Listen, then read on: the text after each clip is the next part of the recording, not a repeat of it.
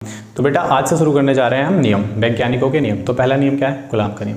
तो बेटे नियम समझने के लिए इजी वे में बहुत आसान तरीके से नियम को समझने के लिए और ये भी जानने के लिए कि कौन कौन से नियम इंपॉर्टेंट है, सिलेक्टेड चीज़ों को पढ़ने के लिए मेरे चैनल को सब्सक्राइब कर लो। ठीक है, चैनल को सब्सक्राइब करो, लाइक भी कर लो बेटे।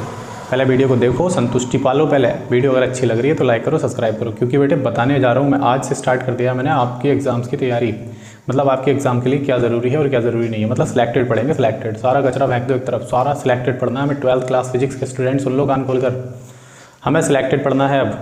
तो सिलेक्टेड के लिए मैं क्या कर रहा हूँ, पहले मैं आपको सारे रूल्स पढ़ाऊंगा, सारे जो वैज्ञानिकों के लॉज हैं जो जरूरी इंपॉर्टेंट हैं 12th क्लास के लिए, वो मैं आपको पढ़ाने जा रहा हूँ। ठीक है, तो सभी बच्चे क्या करें, चैनल को सब्सक्राइब कर लें फटाफट जल्दी से, और बेल आइकन को भी दबा दें ताकि मेरी नई वीडियो का नोटिफिकेशन आपके पास पहुँचे बहुत जल्द। ठीक है, ओके, सुन लिया? हाँ, तुझसे भी कह रहा हूँ तुझसे भी कह रहा हूँ कि कलवा तू भी सब्सक्राइब कर ले जरा मेरे चैनल मजाक कर रहा हूँ बेटा, कलवा कोई नहीं है, सारे गोरे हैं। तो जितने भी गोरे गोरे बच्चे हैं ना, अच्छे अच्छे स्मार्ट क्यूट से बच्चे हैं, सारे के सारे चैनल को कर लो सब्सक्राइब। ठीक है, तो शुरू कर रहा हूँ मैं। देखो नियम, कूलाम का पहला क्या, कूलाम का नियम है। तो भाई कूलाम का नियम जो है चैप्टर 1 में है, 12th फिजिक्स चैप्टर 1 में कूलाम का नियम है, और बहुत ज़्यादा इंपॉर्टेंट नियम है। इस नियम को समझने के बहुत सारे फायदे हैं। ठीक है, और ये नियम बहुत ही ज़्यादा ज़रूरी है बेटा, तो इसे अपने दिमाग के किसी भी कोने में शिफ्ट कर लेना। मैं आपको समझाने जा रहा हूँ। देखो कूलाम का नियम क्या कह रहा है। तो कूलाम भाई साहब ने कहा था कि किन्हीं दो स्थिर बिंदु आवेशों के बीच, किन्हीं दो स्थिर बिंदु आवेश, ये स्थिर बिंदु आवेश है, रुके हुए आवेश है, स्थिर है, बिल्कुल स्टेबल है। इसे Q1 मान लो और इसे Q2 मान लो। तो दो स्थिर बिंदु आवेश हैं, एक को Q1 मान लिया और एक को Q2 मान लिया। अब ये आवेश दो प्रकार के हो सकते हैं बेटे, या तो दोनों पॉजिटिव या दोनों नेगेटिव, या एक पॉजिटिव एक नेगेटिव। आवेश कितने प्रकार का होता है? दो प्रकार का, धनावेशी ऋणावेशी, positive charge negative charge. Positive के बीच क्या लगता है? प्रतिकर्षण बल लगता है। नेगेटिव के बीच क्या लगता है? प्रतिकर्षण बल लगता है। और पॉजिटिव नेगेटिव के बीच क्या लगता है? आकर्षण बल लगता है नहीं लगता है, ऐसा समझ लो। सजातीय आवेशों के बीच लगता है प्रतिकर्षण बल, जो सेम जात वाले होंगे, और विजातीय यानी कि अलग अलग जात वाले, प्लस माइनस वाले, उनके बीच लगता है आकर्षण बल। क्लियर? इतनी सी बात आप याद रखेंगे। प्लस के बीच प्रतिकर्षण बल, हेटर एक दूसरे से दूर भागेंगे। प्रतिकर्षित होने का मतलब है एक दूसरे से दूर भागना, रिपल्सन। और प्लस माइनस के बीच क्या होता है बेटे? आकर्षण होता है, आकर्षण। एक प्लस एक माइनस, इनके बीच क्या होगा? आकर्षण होगा। आकर्षण को कहते हैं अट्रैक्शन, एक दूसरे के करीब आएंगे, लवर है लवर। क्लियर? चलो इतना समझ लिया, नियम समझ में आ जाएगा। तो सपोज कर लेते हैं दोनों पॉजिटिव या दोनों नेगेटिव, या एक पॉजिटिव एक नेगेटिव, कुछ भी हो सकता। तो किन्हीं दो स्थिर बिंदु आवेशों के बीच लगने वाला बल, किन्हीं दो स्थिर बिंदु आवेशों के बीच लगने वाला बल मतलब F। बल कितने प्रकार का? दो प्रकार का, या तो कह लो आकर्षण बल या कह लो प्रतिकर्षण बल, और दोनों को जोड़ जाड़ के कह लो वैद्युत बल। क्या कह लो बेटे? वैद्युत बल कह लो। आकर्षण बल और प्रतिकर्षण बल दोनों को जोड़ जाड़ कर एक रूप में अगर बनाए तो क्या कहेंगे? वैद्युत बल। तो किन्हीं दो स्थिर बिंदु आवेशों के बीच लगने वाला बल यानी कि फोर्स, वैद्युत बल, ई लगा सकते हो आप चाहे यहाँ पर, इलेक्ट्रिक फोर्स, क्या कह सकते हो इसे? Electric force. ई चाहो तो लगाओ, चाहो तो मत लगाओ, कोई फर्क नहीं पड़ता। दोबारा रिपीट कर रहा हूँ, किन्हीं दो स्थिर बिंदु आवेशों के बीच लगने वाला वैद्युत बल आवेशों के गुणनफल के अनुक्रमानुपाती होता है। बल आवेशों के गुणनफल के अनुक्रमानुपाती होता है। समीकरण नंबर 1। फिर कह रहे हैं कि किन्हीं दो बिंदु आवेशों के बीच की दूरी, बल जो है वो आवेशों के बीच की दूरी के वर्ग के व्युत्क्रमानुपाती होता है। बल जो है, बल फोर्स, वो आवेशों के बीच की दूरी, क्या सपोज कर लिया R, आवेशों के बीच की दूरी के वर्ग के व्युत्क्रमानुपाती होता है। अब बेटे अनुक्रमानुपाती और व्युत्क्रमानुपाती का मतलब क्या होता है समझ लो। अनुक्रमानुपाती को लिखना है आगे सामने, और व्युत्क्रमानुपाती को लिखना है 1 के बटे में यानी कि नीचे। अनुक्रमानुपाती का मतलब होगा अगर आवेश की क्वांटिटी बढ़ाई जाएगी तो फोर्स भी बढ़ेगी। आवेश की मात्रा बढ़ाएंगे, चार्ज बढ़ाएंगे, तो बेटे बल भी, वैद्युत बल भी बढ़ेगा। और अगर आवेशों के बीच की दूरी को करेंगे ज़्यादा तो बल घटेगा। दूरी ज़्यादा बल कम। अगर दूरी को आप ज़्यादा करेंगे तो बल हो जाएगा कम, और अगर दूरी को कम करेंगे तो बल हो जाएगा ज़्यादा। ये होता है व्युत्क्रमानुपाती का मतलब। किसका बेटे? व्युत्क्रमानुपाती का मतलब।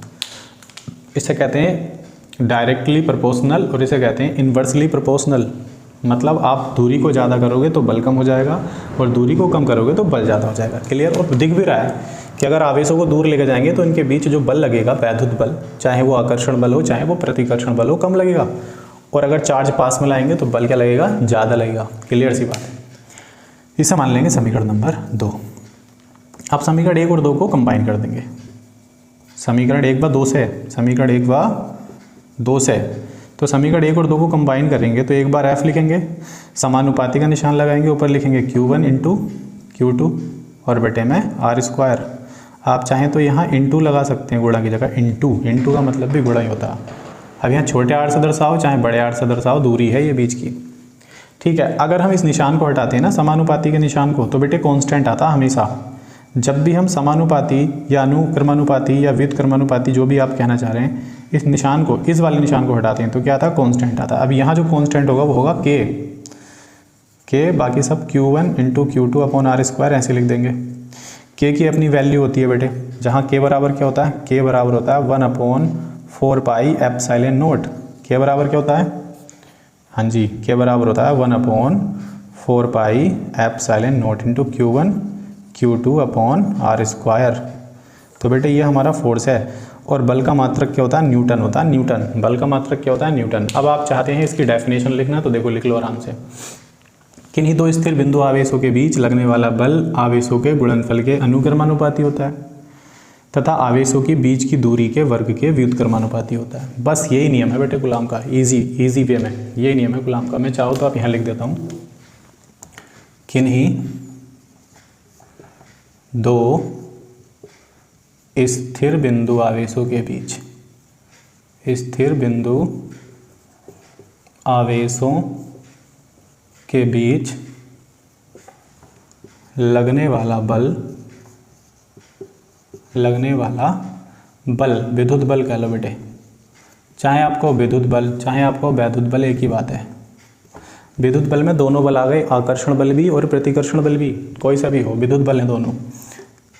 तो किन्हीं दो स्थिर बिंदु आवेशों के बीच लगने वाले विद्युत बल, लगने वाला विद्युत बल आवेशों के गुणनफल के क्या होता है बेटा, अनुक्रमानुपाती होता है, अनुक्रमानुपाती होता है तथा बीच की दूरी, किसके बीच की दूरी, आवेशों के बीच की दूरी, चाहो तो मेंशन कर लो, तथा आवेशों के बीच की दूरी के वर्ग के, बीच की दूरी के वर्ग के क्या होता है बेटा, व्युत्क्रमानुपाती होता है, व्युत्क्रमानुपाती होता है। बस बेटे यही नियम है, बस यही नियम है, और कुछ नहीं है बेटे, यही नियम है। देखो जरा ध्यान से समझ लो इसे, आपको डेफिनेशन लिखने की ज़रूरत नहीं है, दिमाग में खुद ऐड होगी, आप बस फॉर्मूले पर फोकस कर लें।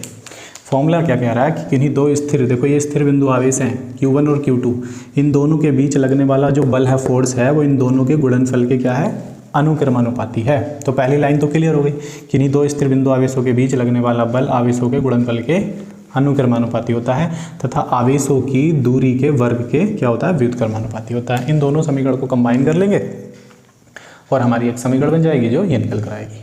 अब यहाँ पर F क्या है बेटे, F यहाँ पर है बल, F क्या है, बल, वैद्युत बल।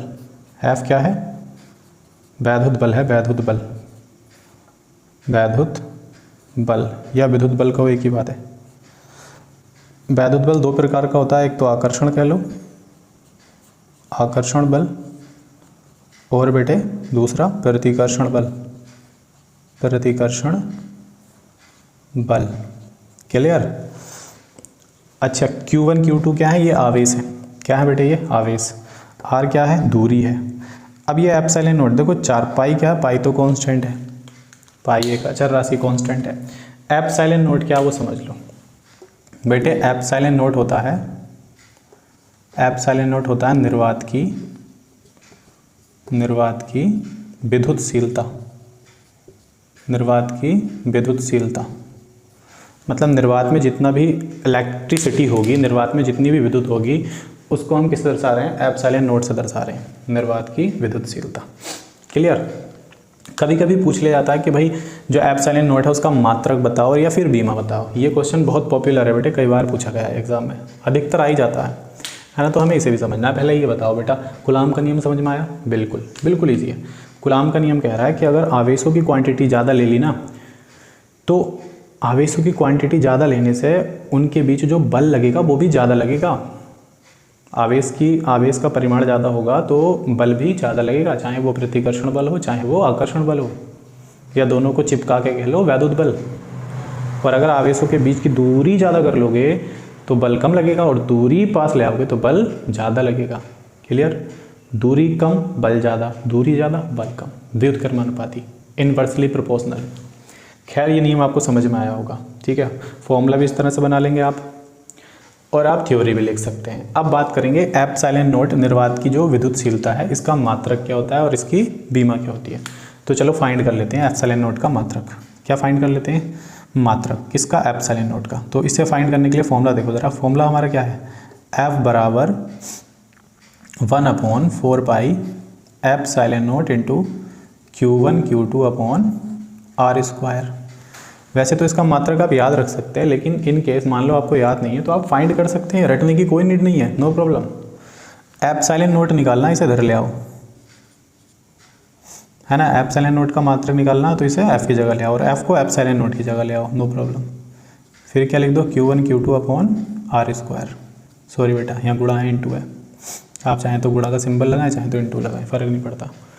अब मात्रक आराम से आ जाएगा। देखो बेटे, आवेश का मात्रक होता है कूलाम। आवेश का मात्रक क्या होता है? कूलाम। तो 1 कूलाम और 1 कूलाम, कूलाम स्क्वायर। बल का मात्रक होता है न्यूटन। सारे मात्रक समझते हुए चलना मेरे साथ। आवेश का मात्रक क्या होता है? कूलाम। 2 आवेश हैं तो कूलाम स्क्वायर। पाई का कोई मात्रक नहीं है, अचर राशि, पाई अचर है। एफ का मात्रक क्या? न्यूटन। बल है ना, बल का मात्रक न्यूटन है। न्यूटन ने तो खोज की थी गुरुत्वाकर्षण बल की, तभी तो न्यूटन पड़ा है। एफ का मात्रक बल का मात्रक। आर क्या? दूरी। दूरी को किस में मापते हैं? मीटर में। तो दूरी का मात्रक मीटर हुआ। अब दूरी पे स्क्वायर है तो मीटर पे स्क्वायर आ जाएगा, मीटर पे स्क्वायर। तो एप्सिलॉन नॉट का मात्रक आ गया coulomb square upon newton metre square. मात्रक समझ में आया? बीमा फाइंड कर लेते हैं बेटे। सभी की बीमाएं बता देता हूँ, सभी की बीमाएं। पहली बात तो ये समझ लेंगे कि बीमा को जो लिखते हैं हम MLT ए के रूप में लिखते हैं, MLT ए के रूप में, जहाँ पर M होता है मैस, L होता है लेंथ और T होता है टाइम। बीमा को दर्शाने के लिए क्या राशियाँ होती हैं बेटा हमारे पास? बीमा को दर्शाने के लिए राशियाँ होती है M, L, T और A, जहाँ पर M होता है मैस मतलब द्रव्यमान, L होता है लेंथ, T होता है बेटे टाइम और A होता है एम्पियर। A क्या होता है? एम्पियर। क्लियर है बेटे? A क्या होता है? एम्पियर होता है। शायद एक ही बनेगा, शायद 2, एज यू विश, देख लेना बेटा, कोई फर्क नहीं पड़ता। एम्पियर लिख दिया मैंने, एम्पियर होता।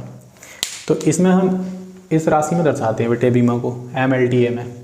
तो बीमा फाइंड कर लेते हैं सबकी। बल की बीमा भी फाइंड कर लेते हैं, आवेश की बीमा भी फाइंड कर लेते हैं, दूरी की बीमा भी फाइंड कर लेते हैं, एप्सिलॉन नॉट की बीमा भी फाइंड कर लेते हैं। पहले इतना राइट करो, कवर करो, इसे छाप लो जल्दी से नोटबुक में, और नोटबुक बना लो एक अच्छी सी। उस नोटबुक में सारे नियम लिख लेना, ठीक है? जितने भी मैं पढ़ाऊंगा, ये पहला नियम पढ़ा रहा हूँ आज, जितने भी नियम पढ़ाऊंगा सारे छाप देना बढ़िया करके। तुमसे कह रहा हूँ, सुन लो ध्यान से। चलो राइट करो इसे। कर लिया? ठीक है। अब देखो ज़रा, हम पढ़ लेते हैं किसके बारे में बेटे? बीमाओं के बारे में जान लेते हैं। बीमाओं के, किसके? बीमाओं के बारे में। चलिए, तो पहले हम किसकी बीमा निकालते हैं? पहले बल की बीमा निकाल लेते हैं। किसकी? बल की, जिसे हम बीमीय सूत्र भी कहते हैं या बीमा कह लो। तो बल की बीमा निकालेंगे पहले। बल क्या है? F, force. तो बल की बीमा निकालने के लिए पहला फॉर्मूला देखो बेटे, F बराबर M इंटू ए होता है। F बराबर M इंटू ए, न्यूटन के नियम अनुसार F बराबर M इंटू ए, जहाँ पर M क्या है? मैस, और A क्या है? एक्सेलरेशन। A क्या है बेटे? एक्सेलरेशन, मतलब त्वरण है, त्वरण। तो F हमारा बल है, इसे हिंदी में लिखना चाहते हैं, इसे लिखोगे बल बराबर द्रव्यमान गुणा त्वरण। त्वरण को इंग्लिश में कहते हो एक्सेलरेशन। और बेटे एक्सेलरेशन होता क्या? त्वरण होता क्या है? वेग में परिवर्तन। वेग में परिवर्तन की दर को ही हम क्या कहते हैं? एक्सेलरेशन कहते हैं। जैसे मान लो मैं इस मार्कर को वेग कराऊँ ऐसे, और अचानक से इसमें झटका लगे, फिर धीरे हो जाए, फिर झटका लगे, फिर धीरे हो जाए, है ना? ये तेज़ आ रहा, धीरे हो गया, फिर तेज़ आ रहा, धीरे हो गया। तो इस चीज़ को हम कहते हैं, बीच बीच में जो ब्रेक लगते हैं ना, ब्रेक, इसको कहते हैं एक्सेलरेशन। क्या कहते हैं? एक्सेलरेशन। जैसे सपोज करो कोई एक हैंडसम सा बच्चा है, कोई हैंडसम सा लड़का है, और वो बाइक लेकर जा रहा है। अब वो क्या देखेगा? कुछ, हाँ समझ गए ना? तो वो बाइक नक्शेबाजी में बाइक की स्पीड बढ़ा देगा, भर, फिर कम कर लेगा, फिर बढ़ाएगा तो वो झटके लग रहे हैं ना बीच बीच में, उसको कहते हैं बेटा एक्सेलरेशन, जिसमें वो एक्सेलरेट कर रहा है बाइक को। एक्सेलरेशन समझ गए, त्वरण क्या होता है। चलो मेन मुद्दे पे आते हैं बेटे, बहुत बातें हो गई हमारे बीच। देखो टाइम की कोई टेंशन मत लेना, बस चीज़ों को डीपली समझो, बारीकी से समझो, टाइम की टेंशन मत लो। अभी आपको लगभग 11:30 बजे पढ़ा रहा हूँ, मुझे भी टाइम की टेंशन नहीं है, आप भी टाइम की टेंशन मत लो, ठीक है। सिर्फ चीज़ों को समझो। तो बेटे बल बराबर होता है द्रव्यमान गुणा त्वरण, जिसे इंग्लिश में कहते हैं F बराबर m/a, मैस इंटू एक्सेलरेशन। अब इसका मात्रक चाहिए हमें। द्रव्यमान का मात्रक क्या भाई, द्रव्यमान तो मैस है, क्या है, मैस है। इसे हम किलोग्राम से दर्शा सकते हैं, लेकिन मैस नहीं आएगा किलोग्राम भी, है ना, या किलोग्राम कह लो चलो। गुणा त्वरण क्या है, मीटर प्रति सेकंड स्क्वायर, मीटर प्रति सेकंड स्क्वायर। त्वरण का मात्रक है मीटर प्रति सेकंड स्क्वायर, सही है। सेकंड क्या समय है, केजी, केजी क्या है, केजी को मैस ना, मैस, केजी क्या है, द्रव्यमान है, तो एम से दर्शाओ। देखो अगेन एम आ गया यहाँ पर। ये क्या मीटर, मीटर को किससे दर्शाते हैं, एल से, लेंथ हो गया। मीटर क्या है, लेंथ है। मीटर को मापा जा, मीटर मीटर में किसको मापा जाता है, लेंथ को, है ना, तो एम की जगह एल लगा देंगे। सेकंड, सेकंड क्या है, टाइम का मात्रक है, तो टी बना देंगे, टी का स्क्वायर। ये टी ऊपर कायम आएगा माइनस में, तो एम को ऐसे लिख दो। एम क्या है, मैस, किलोग्राम मतलब द्रव्यमान, मैस। ये वाला एम है मीटर, मीटर किस, मीटर में हम जो मापते हैं वो क्या होती है, लेंथ। तो मीटर की जो राशि है वो एल है, सेकंड की राशि जो है वो टी है, टाइम। तो एम की गुणा एल से करेंगे, एम एल हो गया। ये टी ऊपर कायम आएगा माइनस में। तो बेटे देखो बल की जो बीमा वो है MLT-2, बल की बीमा क्या है, MLT-2। अब बात करेंगे आवेश, आवेश की बीमा क्या है बेटे, आवेश। तो आवेश क्या हमारा Q है। आवेश की बीमा को आपने याद रखना, आवेश का मात्रक क्या होता है, कुलाम होता है, कुलाम। आवेश का मात्रक क्या होता है, कुलाम, और इसकी बीमा होती है AT। क्या होती है बेटे, AT। ये कैसा है इसे भी समझ लेते हैं, चलो। तो बेटे आवेश बराबर होता है, या कह लो Q बराबर होता है I/T, I/T, या हिंदी में कहेंगे तो आवेश बराबर धारा गुणा समय। आवेश बराबर धारा गुणा समय, मतलब अगर आवेश चलने लगे और चलने में कुछ समय लगे तो वह धारा कहलाता है, सही है नहीं। तो धारा का मात्रक क्या है बेटे, एम्पियर। समय का मात्रक क्या है, सेकंड। तो एम्पियर तो एम्पियर रहने वाला, समय की बीमा क्या होती है, टाइम, टी, तो AT, सही है। बीमा क्या आ गई बेटे, AT। आवेश की बीमा क्या आ गई, AT। फ्रेम चेक करता हूँ, फ्रेम में आ रहा है, नहीं आ रहा है। तो बेटे आवेश की बीमा क्या होती है, AT होती है। अब क्या बचा हमारे पास, अब बचा दूरी। तो बेटे दूरी की बीमा क्या होती है, दूरी को R से दर्शा रहे हैं ना, दूरी की बीमा होती है लेंथ। दूरी मतलब लेंथ, L से। तो मीटर है, दूरी का मात्रक मीटर है, और मीटर किसकी बीमा है, लेंथ। मतलब मीटर से मापा जाता है लेंथ को, लंबाई को मीटर मापते हैं ना, ठीक है, ऐसे समझ के चलो। तो अगर R पे स्क्वायर है तो L पे भी स्क्वायर ले लेंगे। R पर जितनी पावर होगी उसकी बीमा पर ले ली जाती है। फिलहाल कुल मिलाकर आपकी समझ में आ चुका है कि जो बल की बीमा वो है MLT-2, आवेश की बीमा है AT, और दूरी की बीमा है L। अब हमें एप्सिलॉन नोट की बीमा आराम से फाइंड कर सकते हैं। तो लिख लेंगे बेटे एप्सिलॉन नोट की बीमा। बीमा निकालने के लिए हम क्या करेंगे, पहले इसका लिखेंगे मात्रक। तो एप्सिलॉन नोट का मात्रक क्या, coulomb square upon newton metre square. देखो कूलम की बीमा हमने निकाल ली, कूलम की बीमा क्या है, AT। तो हम क्या लिख देंगे, AT की घात 2, क्योंकि कूलम पर स्क्वायर लगा। न्यूटन की बीमा क्या आ गई बेटे, MLT-2, MLT-2। देखो यहाँ फाइंड किया, इधर से देख लो, MLT-2। फिर हमारे पास क्या, मीटर। तो मीटर की क्या होगी, लेंथ, L स्क्वायर। अब आगे क्या करेंगे, ये 2 बार लिखो, T भी 2 बार लिखो। ये M ऊपर कायम में जाएगा माइनस में, ये L ऊपर कायम आएगा माइनस में, ये T ऊपर प्लस में, क्योंकि माइनस का, L ऊपर माइनस में। पहले M को लिखते हैं, पहले M को लिखते हैं। तो M की घात -1, M की घात कितनी है बेटे, -1। फिर L को लिखते हैं, तो L की घात कितनी है, L पहले जोड़ दो या घटा लो। L देखो, एक L ये है माइनस का और 3 ये, कितने हो गए, 4 हो गए। तो L की घात -4 आराम से लिख दो, एक ये है 3 ये है, तो माइनस माइनस की घातें जुड़ जाती हैं, तो 1 और 3 4, तो L की घात -4। फिर T लिखते हैं बेटा, T पहले M फिर L फिर T। T 2 ये हैं, 2 ये, कितने हो गए, 4 हो गए, तो T की घात 4। फिर A लिखते हैं, तो 1 की घात 2, 1 की घात 2। तो हमारी बीमा आ गई M की घात -1, इसे M इनवर्स कह लो, L की घात -4, T की घात 4, 1 की घात 2। तो ये बीमा किसकी आ गई, ये बीमा आ गई एप्सिलॉन नोट की। एप्सिलॉन नोट क्या है, निर्वात की विद्युतशीलता। अच्छा बेटे एक बात और बता देता हूँ मैं तुम्हें, एप्सिलॉन नोट क्या है, निर्वात की विद्युतशीलता, और ये बेटे कांस्टेंट है। एप्सिलॉन नोट क्या है, कांस्टेंट है। कांस्टेंट किसे कहते हैं, जिसका मान नियत रहता है, जिसका मान नियत रहता है। तो इसका नियत मान क्या होगा, इसका मान होता है बेटे 8.85 गुणा 10⁻⁻12। मात्रक चाहो तो आप लगा सकते हो, हम फाइंड कर चुके हैं, coulomb square upon newton metre square. ये बात भी आप याद रखेंगे। एप्सिलॉन नॉट को कहते हैं निर्वात की विद्युतशीलता, और इसका प्रॉपर मान होता है 8.85 गुणा 10⁻⁻12 coulomb square upon newton metre square. सारी चीज़ें हो गई, कुछ बचा चेक कर लेते हैं एक बार। कुछ नहीं बचा, कुछ नहीं बचा, कुछ नहीं बचा। तो बेटे कूलम्ब का नियम सीख लिया हमने। कूलम्ब के नियम के अलावा विमाएँ सीख लिए कि भाई बल की विमा क्या होगी, मात्रक क्या होगा। बल का मात्रक न्यूटन है, विमा mLT - 2 है। आवेश का मात्रक कूलम्ब है, विमा AT है। दूरी का मात्रक मीटर है और विमा क्या है, L है।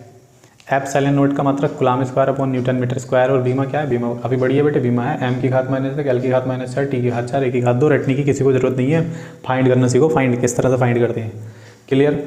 हाँ, एक चीज़ और रह गई है। ये क्वेश्चन आता है कि बेटे बल क्या है, बल राशि कैसी है। तो बल बेटे याद रखेंगे, बल एक सदिश राशि है।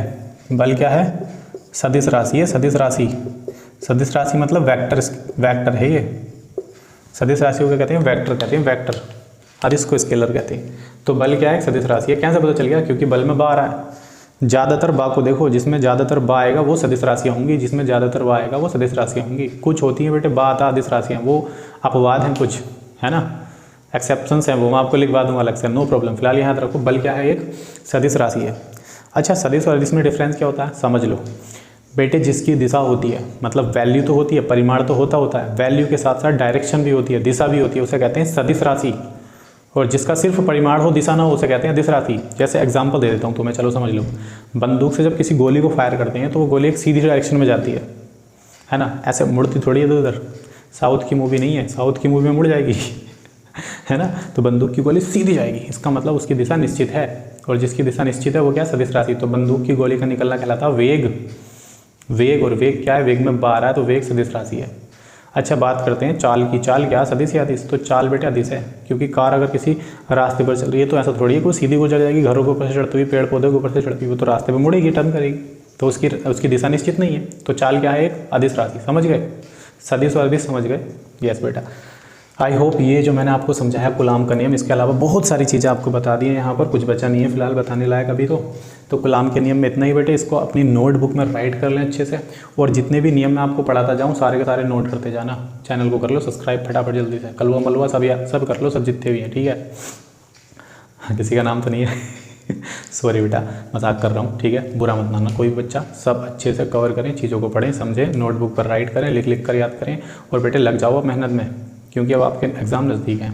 अब से तैयारी शुरू करोगे तो बहुत प्रॉपर तैयारी होने वाली है आपकी। बने रहो मेरे साथ, मैं हूँ आपका स्टार नज़्ज़ू सर मिलते हैं नेक्स्ट वीडियो में, तब तक के लिए बाय बाय।